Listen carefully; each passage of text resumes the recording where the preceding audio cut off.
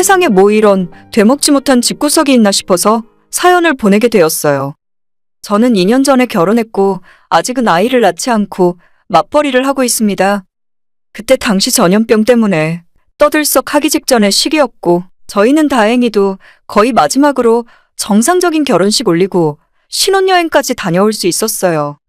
저희보다 2주 정도 늦게 결혼한 사람들은 신혼여행도 취소되고 예식장에 사람도 못 모이게 되어버리는 바람에 엄청 고생하고 눈물 콧물 뺐다고 하더라고요. 아무튼 저는 31살이고 남편은 34살, 둘 다 연봉도 비슷하고 다니고 있는 회사도 크게 다르지 않습니다. 저희가 수도권이 아니고 지방 중소도시에 살고 있는데 여기는 주변에 제 또래 친구들을 봐도 특별하게 자영업을 하거나 집에 돈이 많이 있지 않다면 대부분의 사람들이 비슷한 회사 다니면서 비슷하게 살아요. 서울이나 수도권만큼 연봉을 많이 받을 수는 없지만 그래도 집값이 싸기 때문에 사는데 크게 불편한 점은 없습니다. 저희도 결혼할 때 우리 두 사람 모은 돈에 은행에서 2억 대출을 추가로 받아서 33평 아파트를 매입하고 신혼집으로 꾸며서 살고 있어요.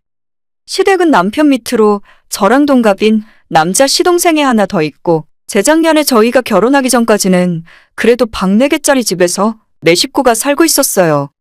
그런데 남편이 결혼하면서 먼저 그 집을 나오게 되었고 작년에는 시동생도 25평짜리 작은 아파트를 하나 사더니 결혼할 예정인 여자친구랑 둘이 살림 차리고 살더라고요. 졸지의 시댁에 시부모님만 남아있으니 38평 방 4개짜리 집은 너무 크고 관리비와 생활비 낭비가 심하다고 느끼셨나 봐요. 아버님 은퇴하실 시기도 얼마 안 남았기 때문에 결국 작년에 시동생이 집을 나간 뒤로 기존에 사시던 집을 처분하고 18평짜리 작은 아파트로 이사를 하셨습니다. 그래도 넓은 집에 살다가 18평으로 이사를 가려니 기존에 쓰던 가구나 세간살이들이 들어갈 자리가 없더라고요. 중고로 많이 팔기도 하고 잘 쓰지 않는 물건들은 버리기도 하면서 꾸역꾸역 이사를 마치셨습니다. 20년 가까이를 아들 둘 데리고 넓은 아파트에서 살다가 갑자기 18평짜리 아파트로 이사를 하시니까 생각보다 좁고 답답했을 거예요. 시모는 약간의 우울증도 오고 밤에는 답답해서 잠도 잘 오지 않는다고 하더라고요. 어쨌든 저희 시댁이 경제적으로 그렇게 여유 있는 상황도 아니라서 식구들이 빠져나가니 집을 줄이는 건 당연했고 처음엔 힘들어 하시다가 지금은 그럭저럭 적응해서 살고 있습니다. 집이 좁아져서 가장 힘들어하던 시어머니도 이제는 포기했는지 집에 대해 별말이 없더라고요. 그런데 한 가지 좀 달라진 점은 예전에는 허구한 날 시모가 시댁으로 놀러오라고 불러댔는데 18평짜리 작은 집으로 이사간 뒤로는 시댁으로 부르는 일이 없어졌어요. 가족끼리 다 같이 모일 일이 있을 때도 시댁이 아닌 저희 집에서 모였습니다. 제 입장에서는 졸지의 명절까지 저희 집에서 하겠다고 하시니 스트레스를 엄청나게 받았죠. 저희 집이라고 엄청 큰 집도 아니고 평범한 사이즈의 집일 뿐인데 무조건 너네 집이 넓고 크니까 저희 집으로만 오려고 하셨어요. 명절에 시댁 찾아가는 것도 스트레스인데 시댁 식구들이 저희 집에 쳐들어와서 안 가고 버티고 있는 건 비교할 수 없을 정도로 더 큰 스트레스입니다. 어차피 시댁도 친정도 전부 같은 지역에서 살고 있기 때문에 잠은 각자 집에 돌아가서 자니까 상관없다지만 명절 전날과 당일 최소 이틀은 저희 집에서 시댁 식구들이 아침부터 저녁 늦게까지 눌러앉아서 삼시세끼에 야식과 술까지 다 해결하고 갑니다. 차라리 제가 시댁을 가는 것이 100번 낫지 우리 집에 오는 건 너무 스트레스 받았어요. 한번 왔다가 가고 나면 집안도 엉망이 되고 치우고 정리하는 데만 한나절이 걸립니다. 남편에게 제발 우리 집에서 당신네 식구들 모이려고 하지 말고 예전처럼 우리가 시댁으로 찾아가자고 몇 번이나 이야기해봤지만 시어머님 생각이 너무 완고해서 쉽지 않다네요. 시댁이 좁아지고 남한테 보여주기 창피하다면서 절대 시가로는 사람 부르지 않는다는데 그럼 앞으로도 계속 명절마다 우리 집에서 그 난리를 피워야 하는 건지 두통까지 오더라고요. 저번 설 때 진짜 속에서 몇 번이나 욕이 올라오는 걸 참아왔는데 저는 이번 추석에는 절대 우리 집 말고 다른 방법을 찾아보자고 남편에게 이야기하다가 부부싸움으로 번진 것도 벌써 몇 번인지 몰라요? 아무튼 이런 집안 상황인데 시동생이 지금 같이 살고 있는 여자친구와 내년 봄 결혼식을 하겠다고 준비를 시작하더라고요. 이미 신혼집도 있고 어차피 같이 살림 차려서 사는 것도 양가 부모님 다 알고 계시는 거라서 결혼식만 올리면 그만이거든요.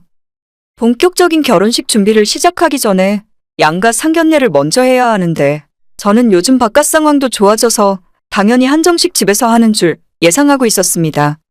시동생이랑 저는 별로 친하지도 않아서 남일인 것처럼 신경 끄고 살았거든요. 그런데 문제는 시동생 상견례에 저희 남편의 친할머니, 그러니까 시할머니께서 참석을 하신다고 연락이 왔어요.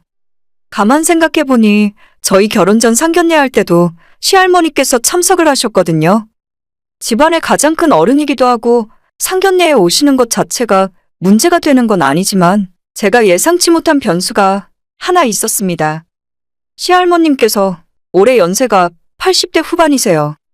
저희가 사는 지방도시에서도 차로 30분을 더 들어가야 하는 완전 시골 동네에서 평생을 농사를 짓고 사셨습니다. 외지인들이 거의 들어오지 않는 시골이기도 하고 시할머님께서 몇 년 전에는 암 수술까지 하셨기 때문에 지금까지 백신을 한 번도 맞질 않으셨어요. 괜히 맞았다가 잘못되기라도 하면 거의 90 가까운 연세라서 큰일 날 것 같았거든요. 백신도 맞지 않은 어르신을 모시고 외부 식당을 갈 수는 없다고 생각한 시부모님들께서 갑자기 상견례 장소를 저희 집에서 하자고 말씀하시더라고요. 남편을 통해 그 이야기를 처음 들었을 때 진짜 입에서 쌍욕이 저절로 튀어나오더군요. 우리 집이 동네의 사랑방입니까? 시댁 명절 제사를 저희 집에서 하는 것만 해도 너무 승질나고 다 때려엎고 싶은 기분인데 이제는 저랑 아무 상관도 없는 시동생 상견례까지 저희 집 거실에서 하자고요? 남편에게 절대 안 된다고 그냥 시댁에서 알아서 하시던지 아니면 시동생도 집이 있는데 거기에서 하라고 이야기했지만 이미 시어머님이 우리 집 거실이 제일 넓고 집이 깔끔해서 여기로 결정했다 하시더군요. 그걸 왜 집주인인 저한테는 한마디 상의도 없이 어머님 마음대로 결정하십니까?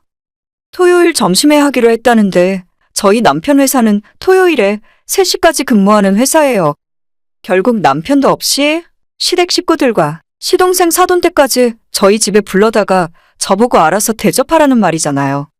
이게 이해가 가시나요? 듣는 여러분들도 황당하실 텐데 당사자인 저는 오죽했겠습니까? 남편에게 그게 왜 우리 집이냐? 25평이랑 33평 거실이 차이가 나면 얼마나 난다고? 그냥 시동생네 집에서 하게 하라고 몇 번이나 이야기를 했는데도 지네 집안일이라면 아주 부처님이 따로 없는 저희 남편은 그냥 우리 집이면 뭐 어때? 너가 이젠 맏며느리인데 그런 것 좀 이해할 줄 알아야지 라고 하더라고요. 당연히 남편한테 쌍욕을 퍼붓고 미친 듯이 싸웠습니다. 이럴 거면 우리도 이 집 팔고 아예 15평짜리 집, 아니 단칸방 원룸으로 이사 가자고 했어요. 단칸방 원룸이면 평생 시어머니가 우리 집에 오자는 소리는 안 하실 거 아닙니까? 저는 우리 집 빌려줄 생각도 없고 상견례 음식을 만들 생각은 더더욱 없다고 했더니 남편 놈이 한참을 생각하다가 겨우 한다는 소리가 상견례 음식은 그냥 집 근처에 있는 한식당에서 몇 가지 포장을 해서 내놓으면 된다더군요. 그게 말이나 되는 소리입니까? 사람 숫자에 맞는 식기와 그에 맞는 상차림이 있어야지 일회용 플라스틱 배달 용기에 나무 젓가락 하나씩 나눠주고 상견례 하자고 하면 있어 보이는 것 좋아하시는 우리 시어머니께서 퍽이나 좋아하시겠네요. 남편이랑 아무리 싸워도 도저히 해결이 안 나길래 저는 회사에 상견례 전날인 금요일부터 연차를 하나 쓰고 금토일 3일 동안 친정부모님을 모시고 제주도 여행 가기로 했습니다. 항공권이랑 호텔까지 다 예매해놓고 남편에게 보여줬어요. 난 그때 여기 없을 거니까 당신이 토요일에 월차를 내던지 하고 당신이 알아서 해. 제가 시댁 식구 눈치고 뭐고 간에 나름대로 최후의 수단을 사용했더니 남편도 펄쩍 뛰면서 어떻게 그렇게 이기적인 짓을 할 수 있냐고 화를 내더라고요. 시동생 상견례 안 차려주면 제가 이기적인 사람입니까? 아무리 결혼하고 나면 며느리가 죄인이라지만 상식적으로 선이라는 게 있잖아요. 제가 돈 벌고 먹고 사느라 우리 엄마 아빠 생신상도 제 손으로 못 차려드리는데 지금 시동생 상견례를 차리고 있게 생겼습니까? 남편이 뭐라 하든 어차피 항공권이랑 호텔 예약도 다 해놨기 때문에 저는 정해진 날짜에 떠날 거고 나 없는 우리 집에서 상견례를 하건 동네 반상회를 하건 내가 알 바 아니라고 했습니다. 그 이후로 며칠 동안 남편은 저한테 삐졌는지 말 한마디 걸지 않더라고요. 저도 제가 잘못한 건 하나도 없다고 생각하기 때문에 굳이 먼저 나서서 풀려고 노력하지 않았어요. 서로 집안에서 없는 사람처럼 지내고 있었는데 며칠 전 퇴근하고 집에 돌아왔는데 남편과 시모가 소파에 앉아 있더라고요. 보나마나 상견례 일 때문에 한 소리 하려고 그러는구나 생각했는데 아니나 다를까 시모는 제 얼굴을 보자마자 네가 어떻게 그럴 수 있냐고 뻔히 그 날짜에 상견례 하는 거 알면서 제주도 여행 간다고 하는 거면 자기 엿먹이는 거냐고 화를 내시더라고요. 사실 엿먹이고 싶어서 그런 것도 틀린 말은 아니죠. 그래도 시모 앞에서 그렇게 말할 수는 없으니까 저는 왜 시동생 상견례를 본인 집을 놔두고 여기서 하는지 이해를 못하겠고 그 준비도 왜 제가 해야 하는지 모르겠다고 대답했어요. 제가 한마디도 물러서지 않고 말대답을 따박따박 하고 있으니까 시모가 머리끝까지 화가 났는지 얼굴은 물론 귀까지 새빨개지는 게 보이더라고요. 네가 그러고도 이 집안 맏며느리냐? 너네 엄마가 시댁에 그렇게 하라고 가르쳤니? 글로 쓰긴 어렵지만 저 말도 제가 욕을 다 빼고 순화해서 적어놓은 거고 실제로는 쌍욕을 몇 번이나 하시더라고요. 내가 잘못한 것도 없는데 갑자기 욕을 먹으니까 저도 어안이 벙벙하고 남편이란 놈은 시어머니 뒤에서 팔짱 끼고 저를 노려보고 있는데 뭐 이딴 것들이 다 있나 싶었습니다. 그냥 죄송하다고 하기엔 너무 억울해서 시댁이고 나발이고 저도 며칠 동안 스트레스 받으며 속으로 담고 있던 말들을 그냥 쏟아내버렸어요.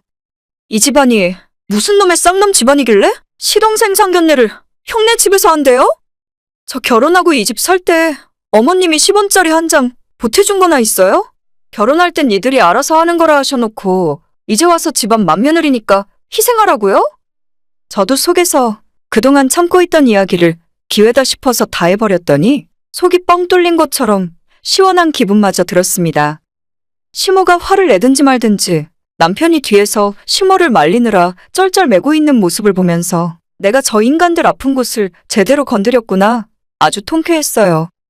이번에 제대로 해놔야 앞으로는 시댁 헛소리에 끌려다니지 않겠다고 생각하고 있었는데 시모가 뒤에서 붙들고 있는 남편 손을 뿌리치고 달려오더니 제 머리채를 잡더라고요. 니까짓 게 어딜 감히 건방지게 굴어? 저도 머리채 잡히니까 정신이 없어서 그때부터는 기억이 드문드문 사라져 있었는데 시모랑 제가 서로 머리채도 잡고 쌍욕도 했던 것 같아요. 남편이 저희 두 사람을 힘으로 떼어놓고 계속 발버둥치고 있는 시모의 팔을 잡고 뒤로 끌고 가길래 이때다 싶어서 시모의 뺨을 한 대 후려쳐 버렸습니다. 워낙 순식간에 일어난 일이었고 저도 제가 맞은 만큼은 돌려줬다고 생각해요. 가방만 챙겨 들고 엉망이 되어버린 몰골로 그 집을 빠져나왔고 그 길로 15분 거리에 있는 친정집으로 들어와 버렸습니다. 엄마 아빠한테 자초지종을 이야기하고 저는 이혼할 거라고 했더니 친정부모님이 더 화가 나서 무슨 그런 되먹지 않은 집안이 다 있냐면서 당장 이혼하라고 하셨어요. 거울을 보니 저도 얼굴이 퉁퉁 부어있고 도저히 이대로 출근은 못할 것 같아서 회사에 다음 날 하루 병가를 내고 쉬기로 했습니다.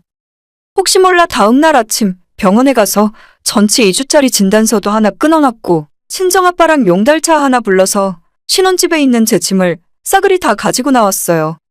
오는 길에 부동산에도 들러서 집 판다고 내놨고 남편 놈한테 오늘 내 짐 뺏어 나왔고 집도 부동산에 내놨으니까 산다는 사람 나타나면 그때 부동산에서 보자고 했죠. 사실상 결혼 생활 정리하자는 말이었는데 남편은 제 문자를 읽고도 한동안 답장도 없고 연락을 하질 않더라고요. 그러더니 저녁 늦게 연락해서 기껏 한다는 말이 자기 엄마가 어제 일 때문에 충격받고 쓰러져서 누워있다고 하네요. 누워있던지 말던지 시모가 어떻게 되던가 말던가 지금 제가 알 바입니까? 너는 지금 이 상황에서도 너네 엄마 이야기가 하고 싶냐고 나는 너랑 이혼할 거라고 했는데 남편 놈은 상황 파악이 도무지 안 되는 건지 이제 알았으니 적당히 하고 집으로 들어오랍니다. 지금 들어오면 시어머니도 한번 용서해 줄 거라며 자기랑 같이 시댁에 사과드리러 가자네요. 그깟 사과 너나 많이 하고 나 우리 부모님이랑 제주도 여행 갔다 오면 본격적으로 이혼 준비할 테니까 너는 너대로 준비하고 있으라고 했어요. 그렇게 남편 전화 끊고 저는 예정대로 이번 주 금요일에 부모님이랑 제주도 여행 갑니다. 시모 그 성격에 한두 번 전화라도 올 줄 알았더니 며느리한테 뺨 맞은 게 나름대로 충격이었는지 연락 한번 하질 않네요. 그쪽에서 그 문제로 뭐라 하면 저도 할 말이 있고 혹시 몰라 진단서까지 끊어놨는데 별 걱정은 안 됩니다. 여행 갔다가 일요일에 다시 돌아오면 그 뒤로는 정말 이혼 절차 들어갈 거예요. 시모가 아무리 헛소리를 해도 남편이라도 제정신이면 부부가 같이 한 목소리로 싸워볼 텐데 남편도 같이 저러고 있으니 정말 답도 없네요. 끈끈한 정이 있는 그 집안 식구들끼리 서로 도우면서 잘 지내길 바랍니다. 저는 이기적인 사람이라서 도저히 어울리질 못하겠네요. 오늘의 제 이야기는 여기까지입니다. 끝까지 들어주셔서 정말 감사드려요. 다들 행복하시고 좋은 하루 보내시길 바랍니다.